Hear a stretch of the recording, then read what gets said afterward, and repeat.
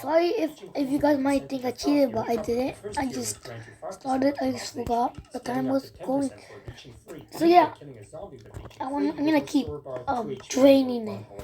And if you're ambitious enough, you could go from half a heart to full health if you manage to take down a warden. And while adding a brand new enchantment is nice and all, it would be a disappointment not to have a new weapon to complement the mix. That's why I added sickles.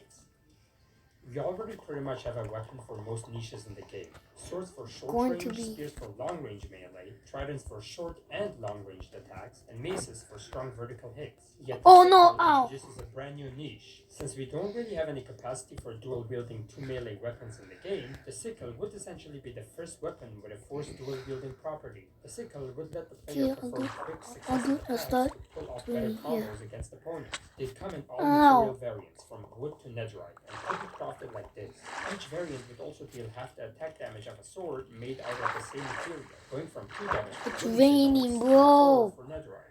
It really has to rain while I'm doing my work. It comes with the downside that you wouldn't be able to hold a shield or anything else in your offhand. But the sickle would reward skillful players. If you manage to land 4 successful strikes in a row, the 5th hit would deal 50% more damage, and the 6th would deal double damage, rewarding you for maintaining clean, consistent combos. But having all these weapons in the game, it would be a shame not to have a way to test them out more effectively. That's why I added the target dummy.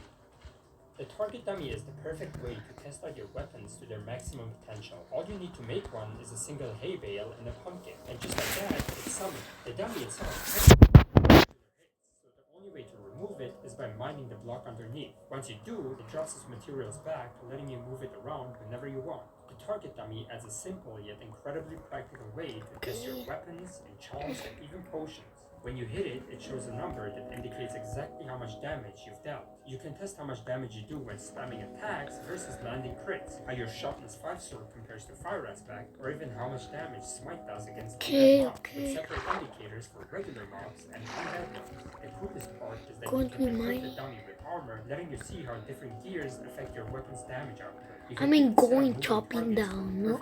Oh, things.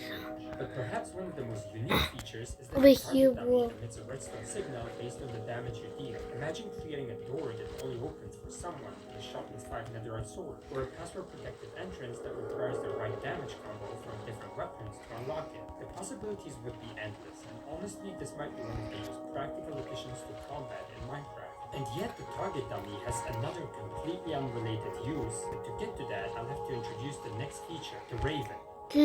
Now in Minecraft Dungeons, the Raven mostly serves an aesthetic purpose, but in the base game, there's a lot more that could be done with it. Minecraft has very little life in its skies. Phantoms aren't exactly the best representation of life, and parrots, while fun, only spawn in jungles. And even then, they don't really fly around in the sky to make your world feel alive.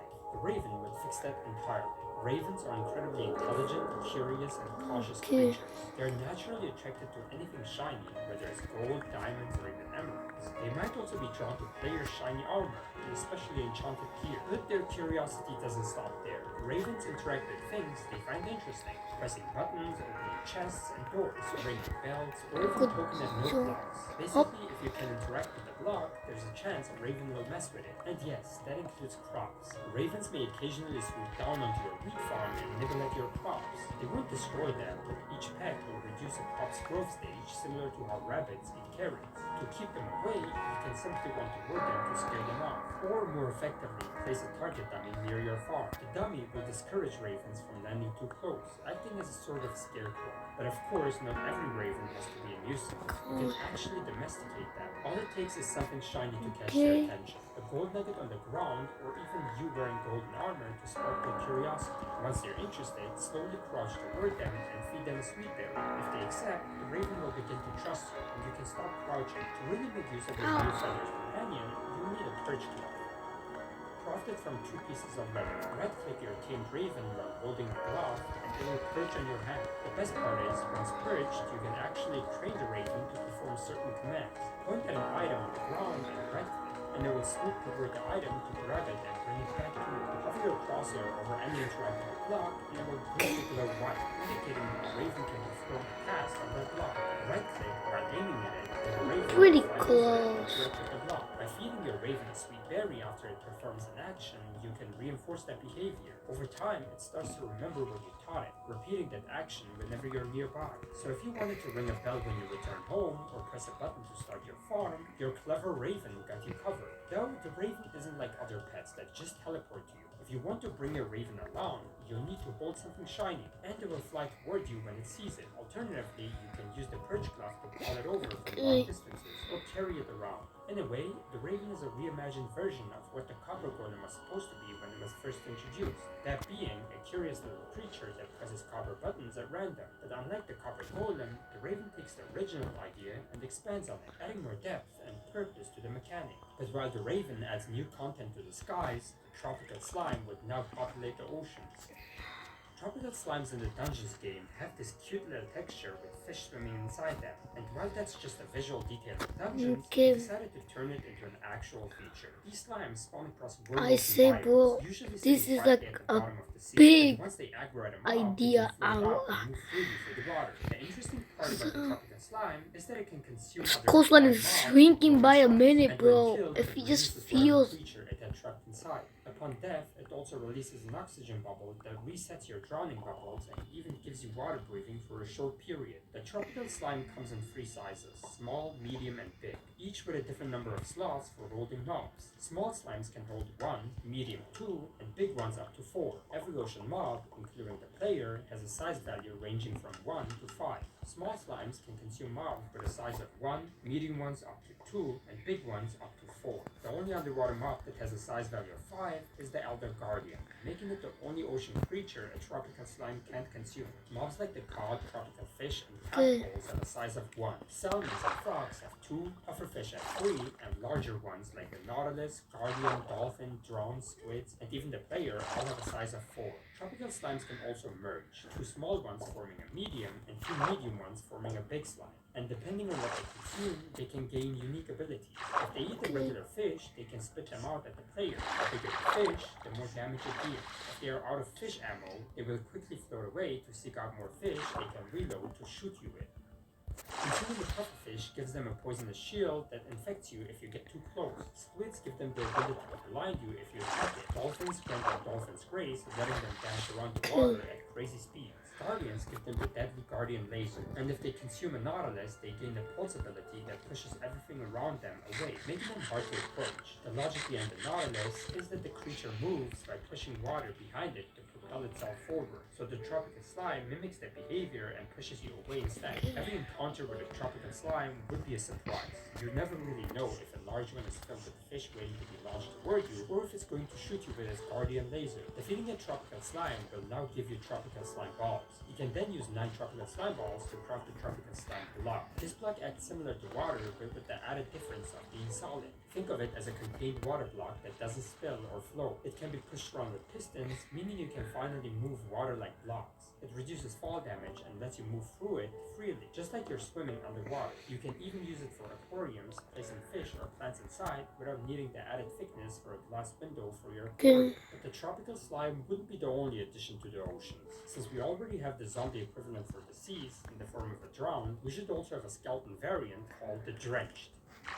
The drenched is spawned underwater, and similar to how a zombie turns into a drowned, skeletons that stay submerged for long enough would eventually turn into a drenched. Unlike zombies, skeletons don't drown, so instead of suffocating, they'd simply transform over time after remaining underwater for long enough. But you might ask yourself, how would this work? I mean, the drenched wouldn't be able to shoot a bow underwater since arrows don't really travel properly there. That's right, and that's exactly why the drenched would wield a brand new weapon called the anchor. Similar to how a drowned can rarely spawn with a trident, the drenched would occasionally spawn holding an anchor, and upon defeat, there's a small chance for it to drop. The anchor is unlike any other weapon in the game. It's heavy and slow when swung, but its real strength comes from its unique ability. By right-clicking, you can launch the head of the anchor forward, connected by a string. You can even extend the range for a special enchantment that increases its reach. So how does it work? You can shoot it at mobs to pull it toward you, dealing damage in the process. As an added bonus, it also works with trapped items. If you pull them in from distance, I'm gonna go to my bed. just imagine the terrifying sight of a drenched with a possibly even more terrifying than the Drowned Trident. But the Drench is far from being the only new mob variant in the game. While there are plenty of inconsistencies among block variants of Minecraft, the same can be said about mobs. The skeleton Honestly, mob when my is a friend regular comes, I variant, just a can't swamp, wait to winter, tell him nether how variant, much a it desert variant, changed. and even the new underwater Since he mob. So left, it only makes he'll sense to probably give be looking zombies at the the same river level of thinking, variety. what did I do The with first it? new zombie variant is the jungle Or zombie, did which, we as the name actually move? suggests, But I spawns didn't. exclusively in jungle biomes. At It, first glance, it behaves just like a regular zombie, but I when just challenged, it releases poisonous clouds, making made close it combat risky. Similarly, disappear the snow zombie spawns in snowy biomes, in a often couple accompanied by hours a string. The because snow zombie attacks by I throwing don't think we're snowballs really that hit close. stones to the player before moving in for melee attacks, which, as you can imagine, becomes a lot more dangerous when it's not alone. To make things even worse, both the snow zombie and the stray could occasionally spawn riding a zombie polar bear, turning this trio into a truly deadly one. It could also fit in nicely with the new Mounts of Mayhem drop. But one feature in particular that Minecraft Dungeons is known for is its vast variety for illager variants. I'm And the one I going decided to add is the illager chef. Now you might I'm ask gonna go yourself, back. I'm gonna why keep the illager expanding chef tomorrow, of all but the today it's possible almost illager night, so I'm types, gonna go the to one sleep. mod that seems like the most boring variant among them all? You might have a point there, but the I think I might have to illager light chef this comes up with a now. whole new game mechanic attached to it. The illager chef also looks pretty goofy, and honestly, I'd love to have it in the game, even if it fills a small, almost insignificant role. It would now have a designated room inside Woodland Mansion, the kitchen. The illager chef provides all illagers with food, and you can see it carrying around a ladle, which it uses both to cook and to attack if you happen to interrupt its work. When killed, it has a high chance of dropping this ladle, which you can then use to make soups of your own. So yes, I'm adding an entirely new soup making mechanic to the game. Just bear with me. Place a cauldron on top of a fire source. You can even set it directly over a campfire for a neat complex setup. Fill it with water, and you're ready. You've been having a kid for a long time, bro. Just drop it. You right click with an ingredient to a visual inside a cauldron, so you can keep track of what you have. You can then remove ingredients by right clicking with your empty hand. At this point, the choice is yours. Throw in any raw ingredients you want: meat, vegetables, or even any special items like golden apples, carrots, or kosher. Once you're satisfied with your recipe, right click the cauldron. The sun never. I never thought about the sun looking like that. After a short while, the ingredients blend together, changing the color of the liquid based on what you've put inside. Congratulations, you've just made soup. Now all you need is a bowl and you've got yourself a delicious stew. To make this process actually worth it, bowls can now stack up to 16, and the soup itself combines the properties of all of its ingredients, keeping your hunger filled for a long time.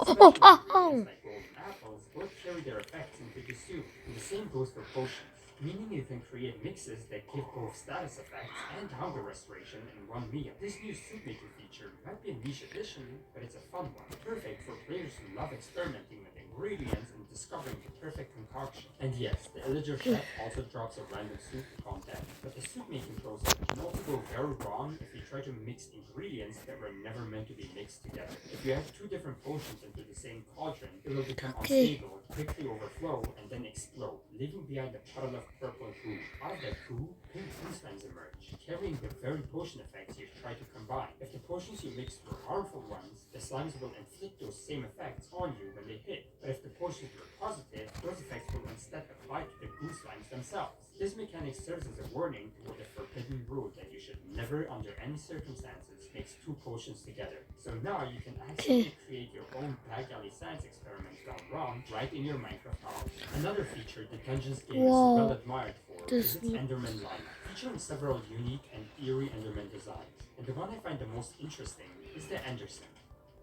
If you thought the regular Enderman was tall, the Enderson takes that to a whole new level. Standing at a towering 6 blocks tall, or two Endermen stacked on top of each other, the Enderson has the potential to be one of the most terrifying enemies in the entire game. It primarily spawns in the end, but just like regular Endermen, it can also rarely appear in other dimensions. The Enderson has a glowing Eye of Ender mounted on its chest, and while it slowly wanders when idle, that eye is far from being just a decorative detail. It follows your every move. Dogs! Neutral, but contrary to the regular Enderman that gets aggressive if you look into its eyes, the Enderson's chest eye detects movement. You'll see his pupils shift around as it scans for potential targets. If you're within its vicinity and move too much, the eye becomes suspicious. You killed a sheep. I was going to pet the sheep. You'll pay for this pack of wolves. What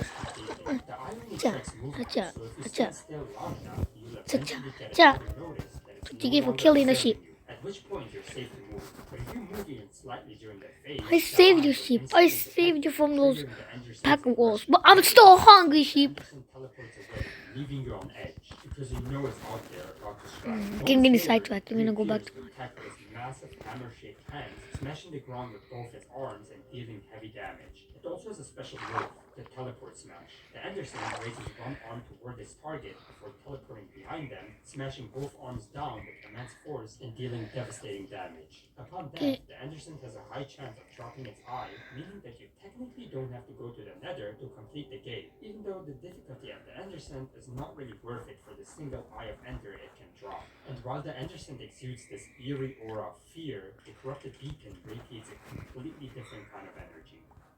The corrupted beacon in the Dungeons game is a purple beacon that lets you shoot a deadly purple ray toward enemies. But that original purpose of blasting mobs with laser beams doesn't quite fit the tone of vanilla Minecraft in my opinion. That's why I completely reinvented its purpose. Instead of being a weapon you can wield, the corrupted beacon is now a weapon that monsters can use. You'll find them placed around certain structures, reinforcing specific mobs in the area. For example, a corrupted beacon inside the Nether Fortress might only affect blazes by boosting their stats and making them faster, stronger, and far more dangerous. If you want to safely explore these areas, you'll first need to seek out. Oh my gosh, bro! It always puts it a long time. It's not too hard to do, as each one emits an obvious glowing purple ray, making them easy to spot from a distance. There can be multiple beacons around a single fortress, each one empowering a different mob, so you have to plan your The approach. drown. It's fighting back. It's trying to break the block, even though it can't even break blocks. 50 to 100, making it even more rewarding than breaking a spawner.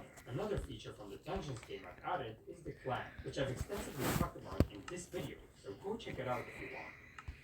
Tell me in the comments which features you would love to see added to the game as well, and whether you like my interpretations of these concepts, and what you change about them. Thanks so much for watching. If you enjoyed the video, consider leaving a like, subscribing, or sharing it with a friend. Agreed? Okay, good. Sponsored by Surfer. Okay, guys, we are going to. Here we go again.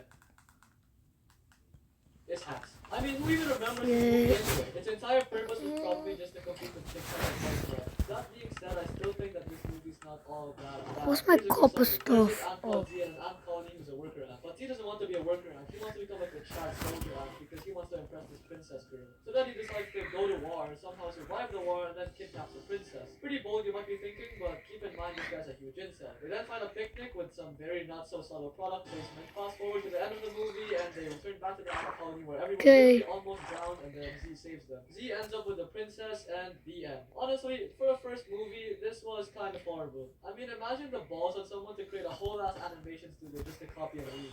See tier. Okay. How in Guys, God's name is this a DreamWorks movie? I honestly pretty thought first time scared watching this that this what was could someone happen responsible for the goddamn boss movie. with Prince of the Egypt is undeniably one of DreamWorks' greatest movies. It follows the story of Moses from with Bible, the freeing the stuff people we're doing from because slavery. Which indeed means that this movie I could is probably gonna die in the middle of the night because one day probably won't. I won't. I don't sleep and then I just die and I have to walk like the 400 blocks. Which is basically the killing of all infant babies so as to reduce population. Whoa, when I thought that Finding Nemo had a dark side, this movie takes the cake. So Moses' mother releases Moses into the river in hopes that he can return to freeing Hebrews. Years later, Moses, now part of the royal family of Egypt, found out the dark truth behind where he came from, and the fact that he was abandoned. He then runs away and starts a new life before being called upon by God to go free his people. He goes back and tries to reach his brother, King Ramses, but to no avail. So he instead brings 10 plagues upon Egypt and covers mass plans out killing Ramses' son in the process. Moses then leads the freed slaves to the Red Sea, but then gets pursued by King Ramses and his men. But with the power of God and anime on his side, Honestly, the water in half, crosses the sea, and crosses it I down think it's to kind of working out. Honestly, Although this movie had no right to this could have been funner and easier with sponges, but the animation, the story, the raw I don't have that type of stuff. everything is executed I need to go kill an ender. I need to go kill an elder guardian if I ever want to get one. Or just go to Ocean Monument and find the sponge room. Movies about these two continents, Julio and Miguel, who see the map for the legend of the ancient city of El Dorado, which roughly translates to the city of gold. Then Julio and Miguel traveled there and escorted by the town's high high priest and a bunch of the locals, who for some reason think that they're gods after a volcano coincidentally erupts. So now with the whole town full, Tulio and Miguel live like gods before deciding to leave it all go. Tulio falls in love with this girl called Chell who helps him pretend to be gods. But then the town leader guy finds out the truth behind Tulio and Miguel. You know, the fact that they're literally just random people pretending to be gods. So then he tries to kill them, Okay. fails, and then tries to kill them again, and then fails again. Eventually, Tulio, Miguel, and Chell leave El Dorado and search for their next adventure. Honestly, my summary of this movie does not do it justice. This movie is absolutely hilarious, and I feel like the humor still lands today. I highly recommend this one. A tier. But first, sponsor time. Alright, let's do this one last. Okay, my act is literally almost My done. name is Dave Davidson. Once a professional surfer, I've been Whoa, oh my the past 10 gosh. years, I've been the one and only surfer. Through my several years of being These guys are fighting back. I'm not joking, bro. They just say they just attack me when I go into water, even though they can't even give me. private information. I'm the one that actually loaded the world and actually joined the world. Like, okay, yeah, I'm the guy that actually had me have a job in the first place, But that's not all. but no one really likes you or any other mobs. Well, it kind of makes the game fun, but like really, they're kind of annoying. Viruses drop and your money well spent. So if you don't click the link in the description to get Surfshark VPN for 3 months free, then I'm gonna blow up a hospital. That's not a joke. The bombs are already in place and only you can stop the dying patients from surfing their last shark. Get Surfshark quick! Get it now! Hurry now! Get it! Okay, Chicken Run is a masterful movie. Somehow the stop motion in this movie has aged so well that it still holds up almost 23 years later. So Chicken Run is about a bunch of chickens trying to escape an egg farm, which, let's be honest, is basically a gulag. The main character is this chicken called Ginger, who makes all these elaborate escape plans only for them to be thwarted by the owners of the chicken farm, Mr. and Mrs. Tweedy. Until this American rooster, voiced by Mel Gibson, lands inside the gulag. Ginger is then amazed by his ability to fly and asks him to teach her and the rest of the chickens how so that they can escape. Although plot twist, he lied all along and didn't actually know how to fly. The scene where she finds out the truth still kind of gives me goosebumps to this day. It was actually done so well. Anyway, so with that plan being thrown out the window, the Okay. plan was just to build an airplane. But then plot twist again, Mrs. Tweedy gets on the airplane and kills Ginger. But then another plot twist, she misses and cuts herself off and falls inside of her own factory. The chickens all escape and everyone lives happily ever after aside from Yeah. Mrs. Tweedy, who literally gets crushed by a door in the end. Editor's note, Mrs. Tweedy actually survives, according to the new trailer, which recently dropped at the time of recording this. Overall, this movie was pretty good. My only complaint is that the Yeah, I story think I of the watched doesn't that movie, really okay. flesh out, and I can kind of see the twist of the reason why not being able to fly from a mile away. But other than that, this was a pretty fun watch. Okay. Studios This still po- is undeniably like the built it. main part. I connected that part. I boy absolutely just got adore this movie. Just really like the close. so many wonderful ways to it. I mean, it's Shrek. This is literally an animated classic. I'm cutting it close. Pulp Fiction and Interstellar. So Shrek is about this guy called Shrek who goes on a quest My to son rescue a Venus. princess so that he can get a swamp back from this guy who kind of looks like Markiplier. Anyways, I'm pretty sure you guys know how the rest of this movie goes. He rescues Fiona. Fiona turns out to be an ogre. Markiplier dies, and the end. If you still haven't seen this movie, which I'm certain you probably have, you need to watch this right now. This is pretty much the equivalent of a feature-length film. I guess the only thing I didn't like about Shrek was that the pacing kind of slowed down in the second act of the movie a bit. But other than that, this movie is hilarious and absolutely unapologetic in its humor. S tier.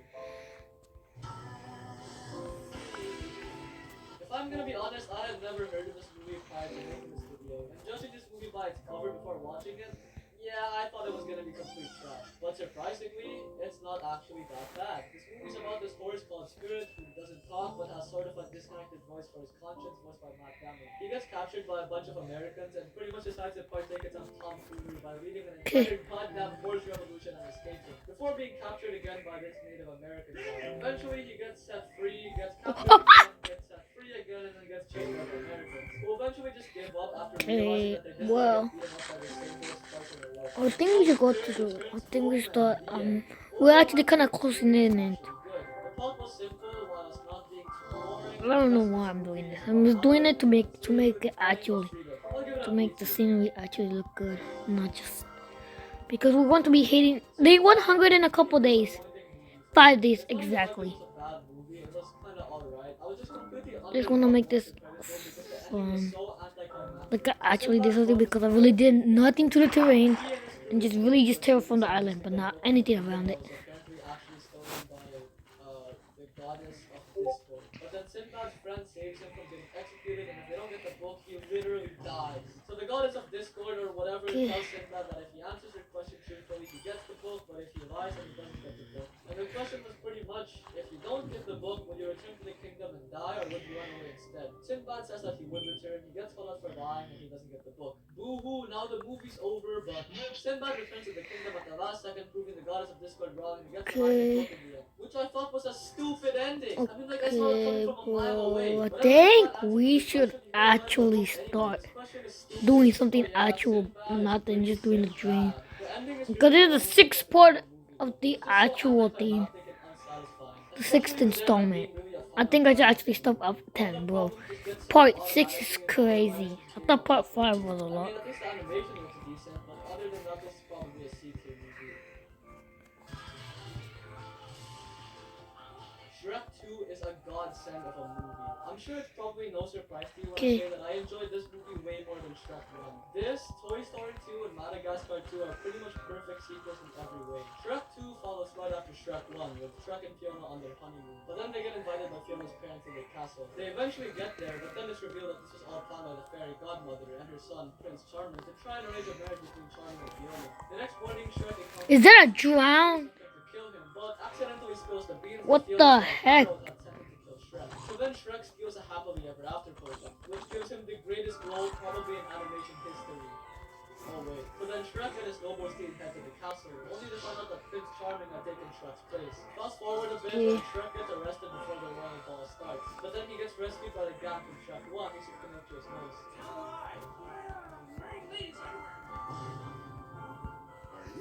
And this right here is when the greatest scene in DreamWorks animation history happens. That of course being the holding out for a hero scene. Take note, Illumination.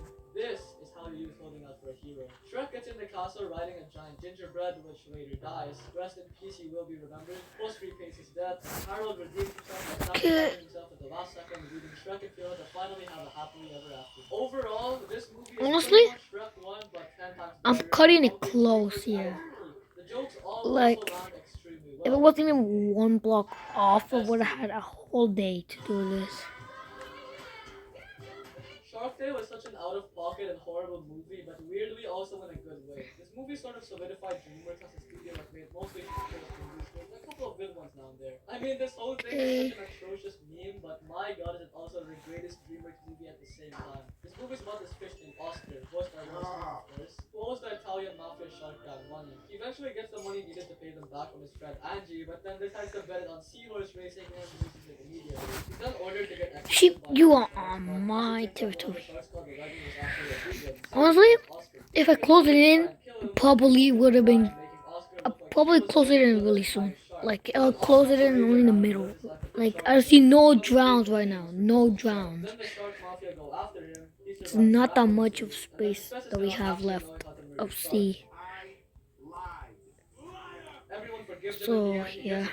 And the whole movie wraps up conveniently like a sitcom. What a wondrous film. Honestly, for what it's worth, Honestly, this I movie kind of is want not to. very good. I mean, the animation So, yeah, is guys. awful, Have a great day. Please subscribe but I would to be my lying if I said channel. I didn't enjoy it. The jokes were Don't funny, forget that, the plot was because stupid enough to I really make want to sense. actually get stuff, and I want to make my first live stream. Even though it's not the best And I movie wanna, out there, and I'm gonna do a it's face still reveal good. on my Love birthday. Disney. So yeah, guys, please subscribe to my channel. First, I'm going to check this out. Dang, bro! Look how much we made it. Okay, guys, have a great day. Goodbye, and please subscribe to my channel. Bye.